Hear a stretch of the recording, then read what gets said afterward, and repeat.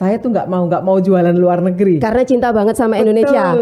Kenapa tuh? Permintaan pasar. Tetap banyak ya, soalnya yang minta ke luar negeri. Tak mau kami membuka ke luar negeri karena itu pasar yang minta. Kadang-kadang begini ya, itu dilema ya kita sebagai pelaku usaha. Misalnya gini, ke Labuan Bajo itu paketnya murah.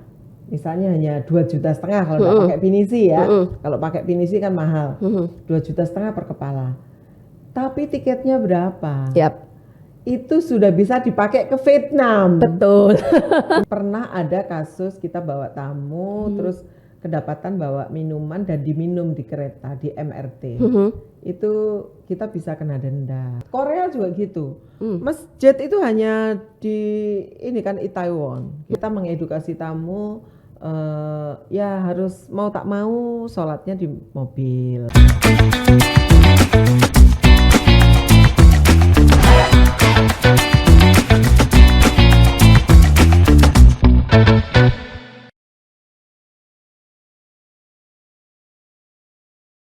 Kembali lagi di podcast Harian Surya dan Tribun Jatim Network. Cakap sana, cakap sini dengan saya Vivin Maidarina.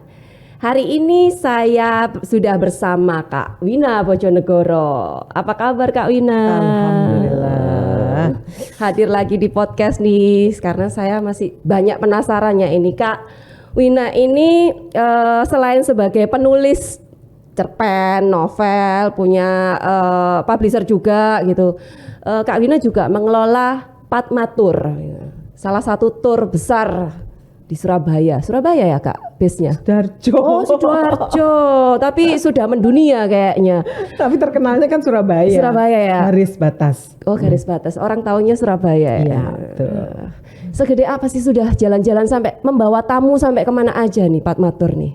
Alhamdulillah kita sudah keliling Indonesia. Wah, tripnya pertama berarti Indonesia ya? Indonesia. Awalnya. Kemudian kita juga sudah ASEAN, Turki, Korea, Jepang. Wow, itu kita beberapa kali loh bawa rombongan golf ke Thailand. Weh, ke Thailand cuman untuk golf aja? Yes. Oh keren sekali Padmatur. Dan saya di sana cuman ngapain coba nonton orang golf, terus shopping. Kak Wina sebagai pendiri pemilik sekaligus otaknya Padmatur itu bikin grand design atau gambaran Padmatur mau dibawa kemana itu kira-kira seperti apa? Ngelayani pokoknya ada yang minta ya udah dilayanin atau gimana? Atau punya paket-paket khusus atau? Ya, jadi semua itu berjalan waktu itu mengubah banyak hal gitu ya. Kalau dulu tuh seperti itu, pokoknya mengalir aja gitu. Yang penting promo-promo. Ada permintaan ya udah disusunin gitu ya tripnya. Nah, tetapi seiring dengan waktu akhirnya kita meningkatkan diri. Kita sekarang punya visi misi gitu untuk menjadi tour operator terbaik di Indonesia. Indonesia gitu. udah ini. Nah, kemudian dalam sisi manajemen kami alhamdulillah mendapat rezeki untuk dibimbing oleh konsultan Human Plus itu salah satu seharusnya saya sih, tapi saya karena sudah terlalu banyak yang dipikirkan, jadi akhirnya Mas Agung yang diwakilkan ke salah satu timnya Padmatur ya. Jadi untuk membuat semua manajemen itu mulai dari bagaimana kalau surat keluar bentuknya seperti apa, nomornya apa, kemudian bagaimana membuat paket, semua ada di Google Drive. Mengupgradekan diri belajar manajemen itu ya. Kalau dulu kan masing-masing bikin paket dengan gayanya masing-masing gitu. Pokoknya template-nya ada. Gitu. Sekarang enggak. Semua harus lewat Google Drive dan administrasi lebih rapi lah akhirnya. Jadi akhirnya si A membuat apa, saya tahu. Si B membuat apa, saya tahu. Gitu. Jadi kalau misalnya ada yang salah, saya bisa koreksi. Karena sama-sama memang cek gitu. bareng. Harus ada yang ngecek. Jadi A membuat, B ngecek, saya approval. Oh, ada alurnya juga ya. Itu secara manajemennya gitu. Terus kemudian ke depan kita juga akan bekerja sama dengan beberapa tour operator internasional maupun yang lini yang berbeda yaitu umroh. Selama ini kan umroh kita nebeng ya. Kalau umroh itu nebeng. Nah sekarang kita sistemnya kerjasama. Insya Allah tahun ini. Kemudian untuk ke luar negeri kita akan nambah destinasi maksudnya. Tadinya tuh idealis loh tadinya. Saya tuh nggak mau jualan luar negeri. Karena cinta banget sama Indonesia. Indonesia kan luas banget sebenarnya. Maksudnya banyak yang bisa dikunjungin memang. Cuman akhirnya kenapa tuh? Permintaan pasar. Tetap banyak ya soalnya yang minta ke luar negeri. Tak mau kami membuka ke luar negeri karena itu pasar yang minta. Jadi kadang-kadang begini ya, itu dilema ya kita sebagai pelaku usaha. Misalnya gini, ke Labuan Bajo itu paketnya murah, misalnya hanya 2,5 juta kalau nggak pakai pinisi ya. Kalau pakai pinisi kan mahal, 2,5 juta per kepala. Tapi tiketnya berapa? Itu sudah bisa dipakai ke Vietnam. Betul. Nah, itulah salah satu itu gengsi ya. Gengsinya lebih dapat ke luar negeri. Saya sedih, tapi gimana lagi? Itu saya melayani. Idealisme kita yang cinta Indonesia, tapi tetap ya kalah. Lagi-lagi masih saat ini masih kalah. Dulu tagline-nya Pak Matur itu Nusantara spesialis. Makanya dulu awalnya benar-benar khusus Indonesia aja ya. Tapi sekarang udah nggak kita pakai lagi karena ya kalau kita mau besar, kita mau berkembang ya kita harus bisa melayani kemana saja. Dan itu tantangan buat Pak Matur. Misalnya gini, Mbak saya mau ke Australia. Nah kita belum pernah punya paketnya nih. Nah itu gimana itu? Nah akhirnya mau tidak mau kita mesti manggil apa ya istilahnya kita bekerja sama dengan tour operator yang ada di Australia. Nah kita kan belum pernah gimana ya mau tak mau akhirnya kita mencari orang yang pernah ke Australia untuk jadi TL atau tour leader karena tour leader kita belum ada yang pernah ke sana. Nanti begitu dia pulang baru sharing. Jadi ke sana tuh sebaiknya jangan gini, yang bagus tuh ini yang disenangi sekalian kayak belajar langsung gitu, ya. Ceritanya. Berani menghadapi tantangan untuk ini ya. Nah, maksudnya ke luar negeri itu memang kelihatannya gaya ya. Tapi sebenarnya dari sisi liku-likunya kan lebih banyak sebenarnya kalau di sana. Belum lagi bahasa, kebiasaan. Betul. Tapi dari sisi cuan sebenarnya lebih cuan dalam negeri loh. Cuan. Karena semuanya bisa diurusin sendiri. Betul. Kalau di sana itu kita tidak bisa turun tangan secara langsung. Semua masih tergantung lah ya. Harus lewat tour operator sana. Masih tergantung sama orang sana lewat sana. Dan ngeri juga ya keluar negeri itu terutama negara-negara yang disiplin. Nah, Singapura misalnya. Pernah ada kasus kita bawa tamu terus kedapatan bawa minuman dan diminum di kereta di MRT. Itu kita bisa kena denda. Nah, dendanya kan tamu yang salah tamu kan harusnya tamu yang bayar. Itulah makanya itu apakah Pak Matur mengayomi itu sehingga Pak Matur yang bayar ini? Nah, itu artinya begini, edukasi ke customer itu sangat penting. Sehingga Pak Matur juga perlu riset akhirnya untuk menyampaikan apa-apa yang boleh dan apa-apa yang nggak boleh di negara tersebut. Korea juga gitu. Masjid itu hanya di ini kan Itaewon gitu. Oh ya nyari masjid fasilitas untuk tamu itu. Nah, itu akhirnya gimana kita mengedukasi tamu ya harus mau tak mau sholatnya di mobil gitu kan. Tapi itu disampaikan sebelumnya sehingga mereka juga tidak kecewa ya. Kalau itu sudah belum berangkat aja sudah kita kasih catatan banyak sekali. Tidak boleh ini sebaiknya begini. Nah, terus jangan kan gitu ya, menjatuhkan kulit telur di dalam bis aja, tour leadernya kena tegur dari driver bisnya. Jadi ya pelajaran itu akhirnya ya jadi inget-inget wah jangan sampai ini itu. Makanya riset ya akhirnya setiap ke negara lain. Nah kalau yang awal-awal Pak Matur destinasinya kemana aja? Alam atau seperti apa itu dulu? Di awal tuh paketnya mungkin sederhana ya. Kita mengacu pada paket yang dijual orang. Jadi lucu di awal Pak Matur buka itu kita jualan tuh kita mau ke Jogja 3 hari. Oh kita browsing dong. Di Jogja ada apa aja? Oh masih pernah mengalami seperti itu ya Pak Matur ya. Browsing. Nah tapi karena kita punya tagline yang lain selain Nusantara spesialis, kita punya tagline itu absolutely different. Nah, gara-gara itu akhirnya kita ini dong ngobrol dulu dengan tim Jogja. Ada apa di Jogja? Yang baru apa? Nah, waktu itu masih ada hotel baru gitu. Ya kita taruh sini. Base yang baru apa? Ini. Gitu. Benar-benar menawarkan sesuatu yang baru, termasuk destinasinya kan? Ya. Terus yang seru lagi apa? Rumah makan di dalam keraton itu kita kasih tari-tarian gitu ya. Itu kan seru. Sesuatu yang memang agak mahal. Nah itu kita sajikan. Puas. Tapi kan mereka berkesan. Betul. Berani, maksudnya meskipun harus bayar mahal tapi berkesan karena belum tentu bisa didapatkan dengan paket dengan tour lain. Itu ada kejadian menarik. Masuk ke keraton, bisnya kan nggak boleh. Jadi gimana caranya bis parkir, tamunya tidak jalan kejauhan. Akhirnya kita delman.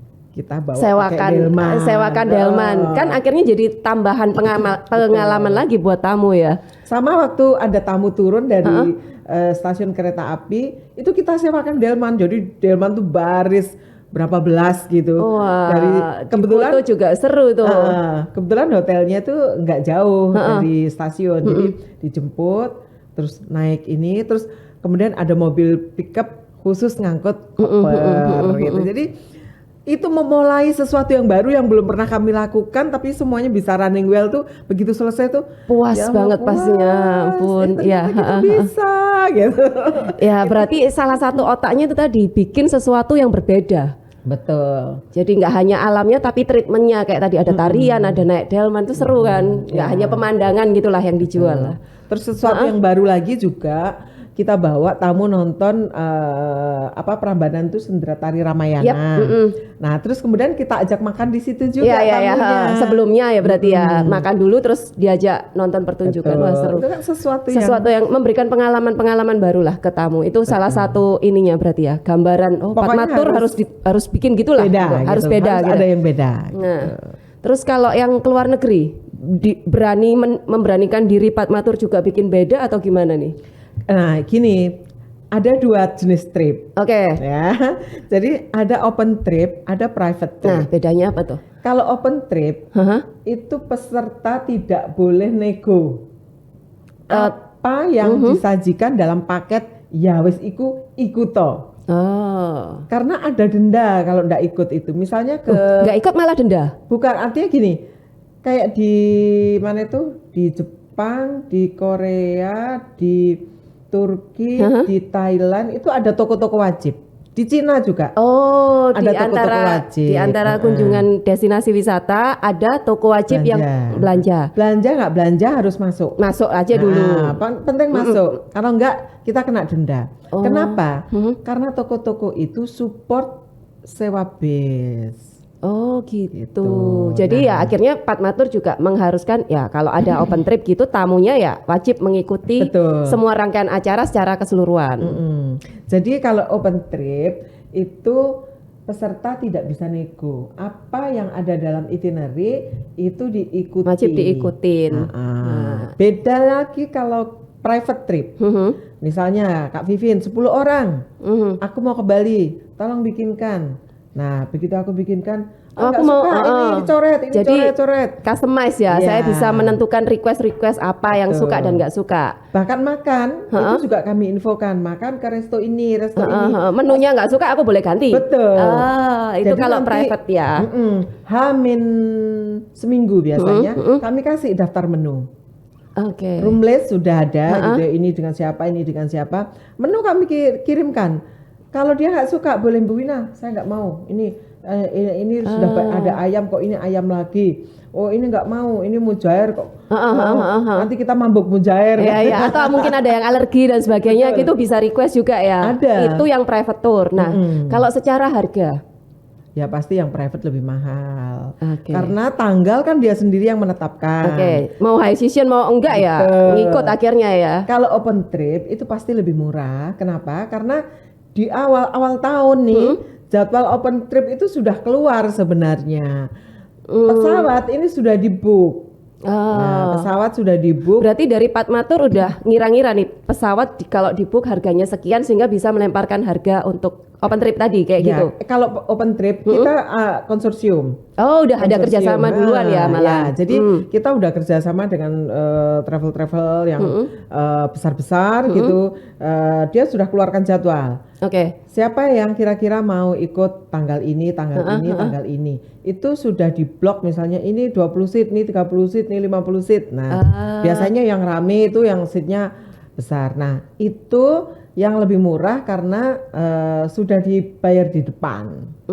Nanti kalau yang private trip itu karena tanggal dipilih sendiri. Ya, menyesuaikan sesuai kebutuhan akhirnya. Bahkan harga hotel pun juga nggak sama kan kalau high season apalagi lebaran Iya. Tapi kalau sebagai pelaku bisnis turnya, sebagai Patmaturnya, kalau jualan open trip gitu nggak gambling dah? Maksudnya gambling gini, ya kalau laku, maksudnya open trip itu kan biasanya ada minimal kuota. Misalnya kayak trip ini bisa jalan 10 misalnya atau 20 lah. Kalau di bawah itu kita kan punya waktu tenggang. Kalau misalnya tanggal udah kurang sekian bulan kok nggak ada peminat, dilempar. Kan kita kerjasama ini ada berapa puluh jaringan itu yang ini ya perlu juga ya. Ini masih aku kekurangan misalnya. Iya. Jatahmu masih ada masih. Saling silang, saling bantu. Apa gitu sistemnya. Jadi nggak masalah, maksudnya melayani dua-duanya akhirnya private tour maupun open trip tadi. Karena itu apa ya istilahnya? Dua-duanya itu adalah pintu masuk customer yang punya gaya yang berbeda. Memang beberapa orang tuh kalau ikut open trip tuh mengeluh cepet-cepet karena nggak bisa bebas waktunya. Habis ini udah langsung geser ini gitu. Ya itu risiko karena murah gitu. Kalau private trip itu bisa lebih santai. Tapi nggak 100% santai banget kalau keluar negeri ya. Kalau keluar negeri itu saklek banget. Sopir itu sudah punya jam kan? Dan mereka nggak ngaret, nggak molor. Jam sekian harus ditunggu di mana? Ditunggu tuh 10 menit, nggak datang ditinggal. Dan beneran ditinggal. Dan aku kejadian dong waktu ke Turki aku ditinggal. Kan beneran ditinggal ternyata. Karena di luar negeri bener-bener ini ya tepat waktu. Iya betul. Ditunggu 10 menit. Jadi setelah itu ya. Gitu. Nah, suka dukanya. Nah, kedepannya nih atau saat ini nih kan udah lewat nih pandemi ya, berarti udah mulai rame lagi nih. Dua-duanya berarti dibuka ya, ada private tour, ada open trip juga. Terus kondisi saat ini Patmatur udah bangkit nih 100% nih kayaknya. Alhamdulillah. Jadi sekarang open trip yang Patmatur jual itu ada Jepang, Korea, Cina, Thailand, 3 negara, Singapura, Malaysia itulah ya, Turki. Nah, ini adalah apa istilahnya pelengkap aja ya, pelengkap karena sebenarnya klien Patmatur tuh yang terbanyak itu adalah BUMN. Ngikutnya berarti private tour ya mereka, maksudnya udah ada request di tanggal-tanggal tertentu. Mereka sendiri yang menentukan mau kemana. Biasanya gini, Bu Ina, saya mau jalan-jalan bersama staff. Tolong beri alternatif Jogja, Surabaya, Bali. Gitu. Ya tiga-tiganya kita buat harus bikin. Tapi karena dari data-data yang sebelumnya, riset sebelumnya bakal lebih cepat menyajikannya. Ya, kan kita sudah punya template. Cuman kita harus tahu ya karakteristik customer kita itu seperti apa. Misal begini, salah satu lembaga keuangan besar di negara ini itu senang kalau perginya itu makannya yang bagus gitu ya. Terus tempat wisatanya mau yang adventure ya. Kita sudah tahu stylenya. Terus misalnya gini, ada juga ya customer yang muda-muda. Muda-muda pasti hotelnya mintanya kalau di Bali mintanya di daerah Kuta atau Legian gitu. Hotel nggak usah yang mahal-mahal, pokoknya yang seru-seru misalnya gitu ya. Nah, ngikutin ini keinginan kesukaannya lah ya. Ada juga yang gini, kita kepingin sepedaan, terus habis sepedaan kita makan enak, terus habis itu yang tidak dipunyai oleh orang lain yang enggak apa, saya mikirnya bingung. Saya kasih akhirnya dapat desa wisata yang di situ kita bisa latihan gamelan, latihan menari, makan kelapa muda di tepi sawah gitu. ternyata mereka suka sekali. Jadi di video, iya pasti seneng lah sesuatu yang baru kan. latihan gamelan gitu. Tapi berarti Pak Matur ya itu harus kreatif, harus cari tahu banyak, infonya harus banyak nih. Kuncinya adalah berjejaring.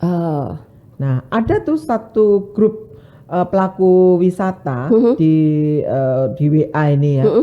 Anggotanya tuh 1.000 pelaku wisata se-Indonesia. Kita tinggal bilang aja, kita mau ke Ubud, wisata destinasi yang beda apa ya? Ini bu, ini. Mereka saling informasi ya. Dari situ akhirnya ya ketika ada kebutuhan-kebutuhan ini langsung bisa terjawab, nambahin ide baru akhirnya. Gunanya komunitas. Ya. Berjejaring dan komunitas. Terus rencana ke depan nih Pak Matur. Ya. Ini rencana ke depan kita akan mengembangkan sayap. Terbang tinggi. Insya Allah. Selain ke negara-negara yang belum pernah kita jual, misalnya ke Uzbekistan, kita ini kan belum jual ya, ke Georgia. Ada survei nggak? Bagian jatah survei maksudnya. Ke Georgia, ke Eropa Timur gitu ya. Karena itu negara-negara yang eksotis. Kita akan mengembangkan ke sana. Dan satu lagi kita insya Allah kita membuka umroh. Umroh tadi ya, termasuk menjadi salah satu paket kan lumayan itu berarti bisa tahunan atau maksudnya setiap tahun reguler ada ya, akhirnya kalau udah mulai start. Mau seminggu sekali pun bisa. Itu tergantung jamaahnya mau berapa. Kalau haji baru kan setahun sekali. Kalau yang itu kalau haji agak susah ya, umroh yang masih lebih mudah. Apalagi sekarang Arab terbuka. Ya. Berarti dari Pak Matur akan riset untuk destinasi-destinasi baru tadi, termasuk ini berarti cari tahu. Ya kita kerjasama. Tetap menjalin kerjasama. Misalnya Uzbekistan gitu. Kebetulan kita sudah berkontak-kontak dengan kalau di sini tuh Kementerian Pariwisata ya dari Uzbekistan yang berkantor di Singapura. Kapan hari itu ayo kita start mulai lagi setelah pandemi. Benar-benar berarti ya itu tadi ya kuncinya jaringan ya. Akhirnya ya kalau kepingin ke sana ya akhirnya cari jaringan yang ada di sana gitu. Terus berjejaring itu juga bukan hanya dengan keluar ya, di dalam negeri pun kita harus tetap menjalin. Misalnya ada open table, apa istilahnya tabletop atau apa ya istilahnya, di mana buyer dan seller pariwisata itu bertemu dalam satu forum. Pak Matur selalu memposisikan dirinya sebagai buyer, ikut tapi sebagai buyer. Kenapa? Karena kita mau jual apa? Kita ini kan operator. Ya. Kalau kita misalnya punya hotel, kita jualan hotel. Ya, benar. Kita punya kawasan wisata, saya jual kawasan wisata. Nah, kita ini kan operator yang menjembatani semua itu. Nah, jadi kita sebagai buyer, misalnya kemarin ke Lombok, ya alhamdulillah di Lombok tuh ketemu ini hotel yang baru-baru, akhirnya ketemu dengan yang yang Mandalika yang baru. Akhirnya dapatlah semua dari wisata yang delusep yang tadinya nggak kita kerjain. Sekarang kita udah punya kontaknya. Akhirnya nambah lagi koleksi destinasi lah untuk nanti tamu-tamu berikutnya gitu ya. Ya itulah. Pokoknya intinya tuh bisnis apapun, aku rasa intinya tuh berjejaring. Nah, kalau berjejaring dengan kliennya nih atau tamu-tamunya nih gimana untuk maintainnya supaya ya balik-balik ke Pak Matur lah, maksudnya biar inget kalau aku butuh trip ingatnya Pak Matur gitu. Apa yang Pak Matur lakukan biasanya? Nah, kalau dulu kita kan bikin kalender gitu ya. Atau bikin block note ya. Block note itu kita kirim gitu. Nah, ini habis pandemi kita kirim surat cinta dalam bentuk yang berbeda. Apa itu? Karena ini Lebaran ya, kita kirim kue gitu ya. Tapi kasih parcel gitulah ya. Bahkan tamu yang sudah lama sekali Pak Matur kita kirim ya, bukan apa-apa. Ini tujuannya itu reminding. Jadi kita kasih kartu kan di dalamnya supaya ingat bahwa Pak Matur masih hidup, masih ada. Habis pandemi Pak Matur masih ada. Siap melayani Anda. Dan ada alhamdulillah juga ya yang tadinya udah lama nggak pakai Padmatur, malah nelpon gitu. Habis terima itu nelpon lama sekali 1 jam. Akhirnya ngobrol, ya ada kerja sama bisnis yang bisa kita lakukan ya. Alhamdulillah. Salah satu pancingannya ya untuk menjalin relasi kembali dengan tamu-tamu yang pernah. Jadi namanya itu retensi customer. Ya.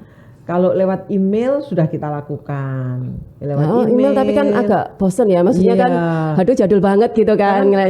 Masuk ini ya, masuk apa? Masuk spam, kadang ya belum gitu tahu kan. juga bakal keterima kebaca atau enggak kayak gitu sekarang ya. Akhirnya kita dalam bentuk yang berbeda dan lebih keterima ya, alhamdulillah. Akhirnya banyak yang aku nanti Mbak habis ini ada plan ke sini kan langsung ingat.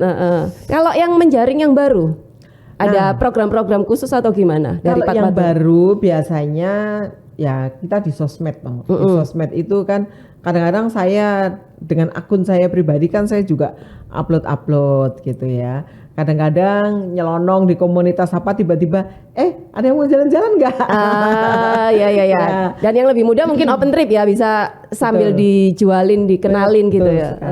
Open trip itu nanti kan database-nya kita simpan.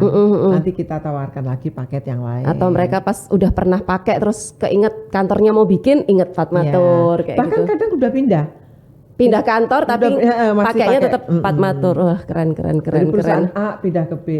Dan yang salah satu customer yang bikin saya amazed itu adalah Google Indonesia. Wah, Google Indonesia sudah pernah pakai Padmatur. Membanggakan sekali ternyata Padmatur. Ini sesuatu yang sangat sampai saya bertanya, kenapa milih Padmatur? Karena waktu itu Padmatur tuh berpindah dari apa ke Google Business atau gimana gitu loh. Jadi benar-benar belum ada relasi sebelumnya sama sekali. Mereka hanya melihat dari media lah ya istilahnya. Terus jadi dan kekuatan media sekali, ya. Mudah-mudah sekali mereka. Akhirnya saya berangkatkanlah yang masih muda-muda. Ayo beri mereka servis yang terbaik. Dan ternyata feedbacknya bagus sekali. Semoga keren ya. Iya sekalian penutup. Semoga apa nih kedepannya Padmatur nih, harapannya buat Tribuner yang lagi menyimak. Ya, wisata itu kan sudah diramalkan bahwa setelah pandemi yang booming itu salah satunya adalah bisnis pariwisata. Nah, bagi para pelaku wisata, mari kita tangkap ini dengan semangat melayani lebih baik. Nah, kepada para customer, jangan lupa tengok-tengok IG Padmatur karena kita punya paket-paket yang menarik, yang terjangkau dan pasti standar pelayanan Padmatur sudah pada tahu kan. Sip. Seru sekali ngobrol kita hari ini. Terima kasih Kak Wina Bojonegoro udah menyempatkan mampir di podcast Cakap Sana Cakap Sini. Ya Tribuner, itulah ngobrol-ngobrol kita bersama Wina Bojonegoro, pemilik Padmatur. Sampai ketemu di podcast berikutnya.